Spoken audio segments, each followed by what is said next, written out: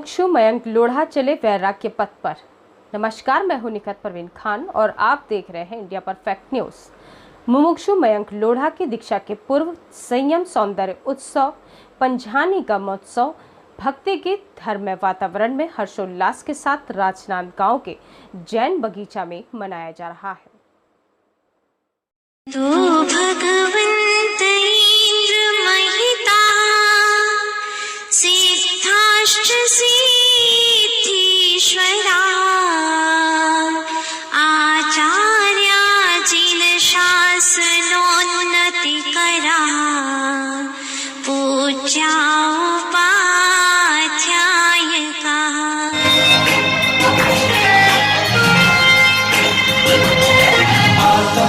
परमात्मा तुझे संग जड़ो छेरा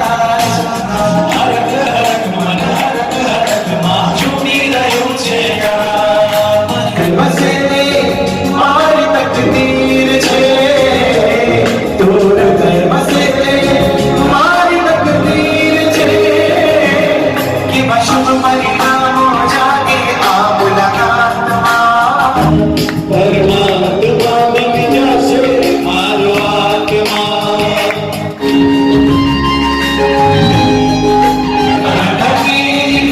उनके जीवन दशे परमात्मा बन जासे मारो आत्मा। आज परमात्मा को एक ही विनती करके, हे परमात्मा, ये चारों तत्वों की भावना हमारे हमेशा के लिए स्थिर हो जाए, दूर हो जाए और पंचम स्थान के अंदर हम आरूढ़ हो जाए, पंचम गति में हम आरूढ़ हो जाए तो चारों चार गति हमेशा के लिए हमारे लिए बस हो जाए।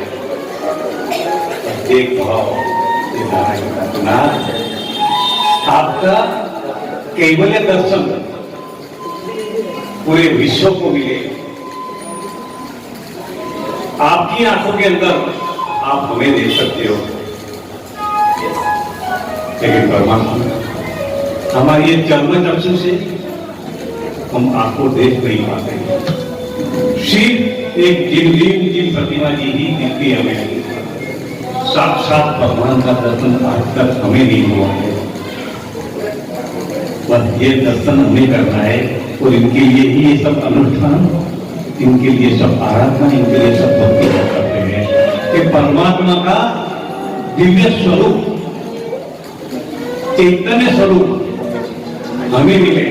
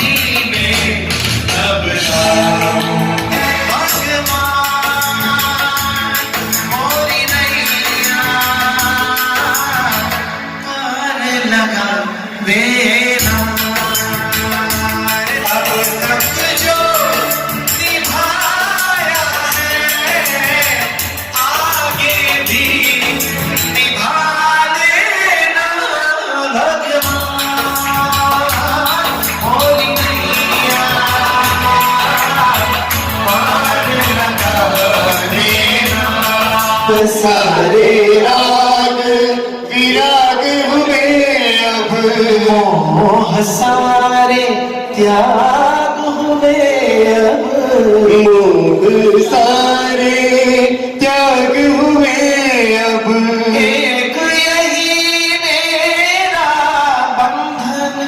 तेरा जीवन तेरी शरण, तेरा जीवन तेरी शरण।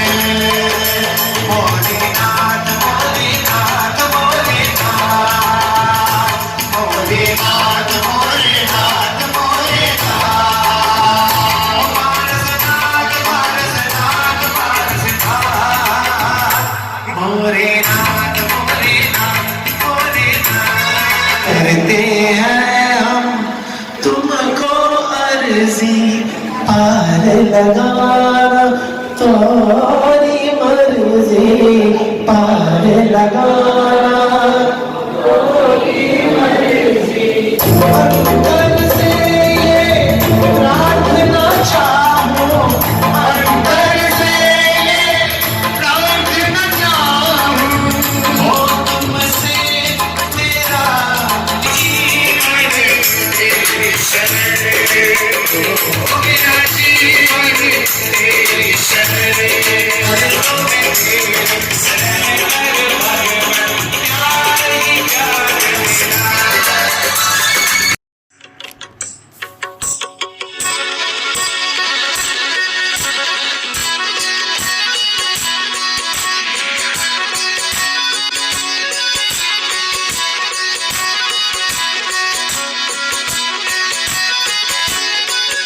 के चरणों में जीवन समर्पित कर दिया, फिर हमारी फर्ज क्या?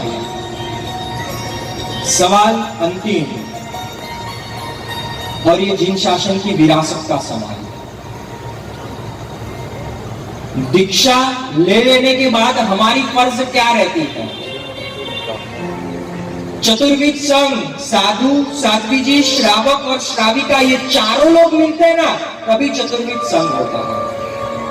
और उसमें भी सबसे टॉप पर एपेक्स मैनेजमेंट में जिनको बोलते हैं ना, वो साधु साध्वी जी भगवंत है। क्या दीक्षा दे दी मतलब अपनी फर्ज पूरी हो जाती है? किसी के माता पिता ने अपने संतान को जिन शासन के चरणों में अर्पित कर दिया, उनका काम खत्म क्या? हाँ या ना? अंतिम बात, गुड मॉर्निंग के साथ, हाँ या ना? हाँ ना बोलने में भी दिक्कत है आपको? मैं आपको ऐसे ऐसे प्रेम से बोलने वाला इंसान नहीं। हाँ या ना? इन्होंने दीक्षा ले ली, अपनों ने दे दी, अपनी जिम्मेदारी पूरी ना, तो क्या करने का? हाँ हाँ, अपने समय पे भैया बच करने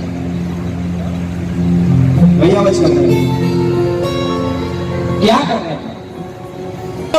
सिर्फ 28 वर्ष की उम्र में काल धर्म हुआ, 7 वर्ष की उम्र में दीक्षा हुई, और करीबन 3 साल के अंदर जिन्होंने 700 महिलाओं को यानी 700 साध्वी जी को दीक्षा दी, वो पद्मश्री साध्वी जी हमारे बीच में नहीं होते।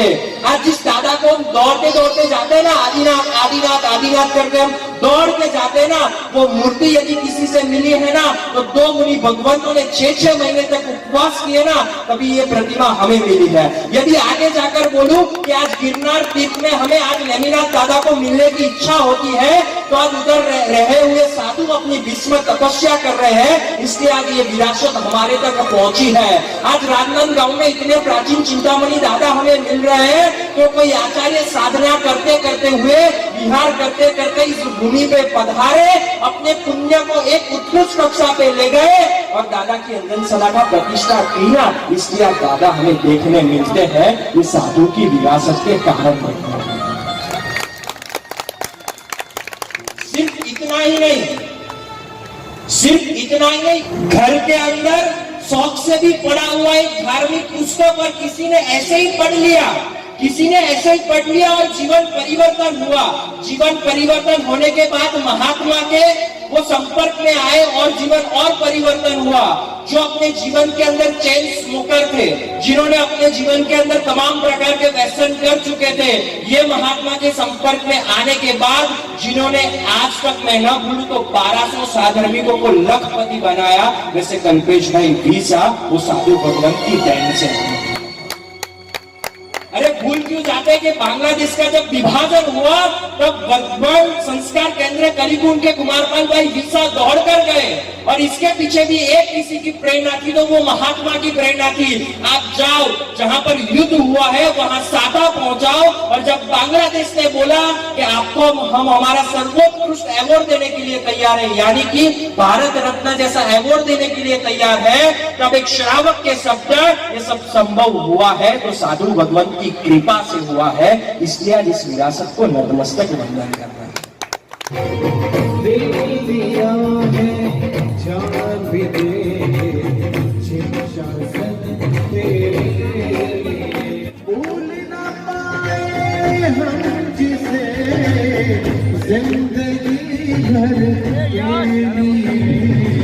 दादी जी, बड़े पापा जी और पिताजी से विनती कर रहा हूँ कि कृपया करके वो ऊपर पधारे, और साथ में इनकी माता जी, बड़ी माता जी और जो बड़े सदस्य इनसे करबद्ध प्रार्थना कर रहा हूँ वो ऊपर पधारे।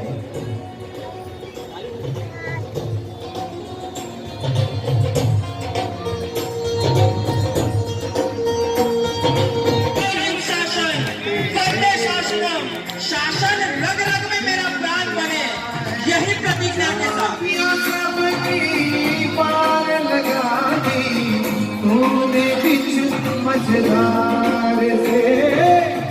यही भावना के साथ मुमुक्षु रत्न मयंक भाई लोढ़ा से करबद्ध विनती कर रहा हूँ, आइए और इस शासन ध्वज को हमारे हृदय के अंदर लहराइए, और यही पंक्ति, दिल दिया है जान भी देंगे, जिन शासन तेरे लिए भूल न पाए हम जिसे जिंदगी भर के लिए। आज इस संयम सौंदर्य उत्सव के पंचानिका महोत्सव का आज दूसरा दिन है, 25 तारीख है आज। आज सुबेरे हमने परमात्मा का शक्रस्तव अभिषेक किया। लगभग सुबेरे लगभग 8 बजे के आसपास साध्वी जी भगवान स्नेह श्री जी महाराज साहब आदि ठाणाचार का आगमन हुआ। उन्होंने बालोद से चातुर्मास पूर्ण कर विहार कर इस संयम सौंदर्य उत्सव में अपनी निश्रा प्रदान करी। 8 बजे जुलूस के माध्यम से भव्य प्रवेश उनका संपन्न हुआ। उसके पश्चात उनका प्रवचन हुआ 8:30 से 9:30 बजे तक, और ठीक 9:30 बजे पार्श्वनाथ जैन मंदिर में शक्रस्तव अभिषेक संपन्न हुआ, जिसमें अपनी प्रस्तुति देने बॉम्बे से अमरीश भाई अधिकारक के रूप में आए थे, और जतिन भाई बॉम्बे उन्होंने संगीतकार के रूप में एक भाव भरा वातावरण बनाया। लगभग ये शक्रस्तव अभिषेक का कार्यक्रम 3 बजे तक चला। उसके बाद यहाँ पर वीरा मायरा का कार्यक्रम रखा गया था, जो भी संपन्न होकर के, और अभी रात में बिहार ग्रुप द्वारा अजय जी सिंघी के निवास स्थान से बंदोली निकाली गई, जिसमें भी जैन समाज के सभी लोग सम्मिलित हुए। और उसके पश्चात अभी 7:30 बजे से जो आपने देखा होगा कार्यक्रम शासन वंदना का, कि वास्तव में जैन शासन क्या है, जिन शासन का मर्म क्या है, जिन शासन का उद्देश्य क्या है, जिन शासन के गौरवशाली पुरुष कौन से हैं, इन सब की व्याख्या आपने अभी रात के कार्यक्रम में देखी। हमारा चैनल सब्सक्राइब, लाइक, शेयर करें और बेल बटन दबाना ना भूलें।